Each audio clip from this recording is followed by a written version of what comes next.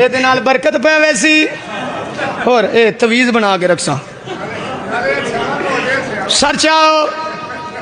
इन्हों की टिकट काजी वसीम साहब इनाम दिता उन्हें आख्या वाह बई वाह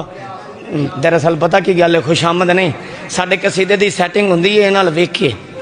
ये जिस तरह करते हैं सीनियर जो है साढ़े तो वड्डे ने वो जी गल हो मननी चाहिए है मैं आखा मैं बड़ा मैं नहीं नहीं नहीं असी इन्होंने सुन सुन के मैंबरां ते आए हैं जोड़ा वड्डा है वह वड्डा है वड्डे की इज्जत वड्डे की म्यार बुलंद है जिंदगियां दराज नहीं इन्होंने वे वेख के मेरे कसीदे की सैटिंग होंगी है लेकिन अज सैटिंग की मैं इन्हों को भी दाद लवांगा ओ अली सर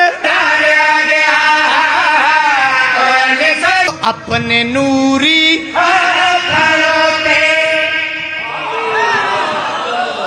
टाफियां लिया एक मिनट मेरा इंतजार करी तेन मौला दवा साई कौन आया अपने नूरी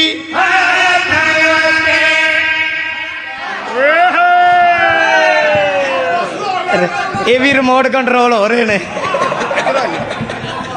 काजी साहब इन्होंने भी मैं हौली हौली इन्होंने भी सैल चला रहा वहाँ तवज्जो करनी है कौन आया और जे तुसी जमीन मल गए ना मौला दी कसम मैं थोड़े कोल आवे सा कौन आया अपने नूरी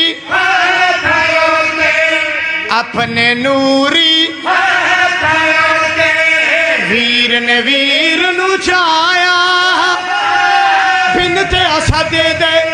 लाल अली ने पढ़ कुरा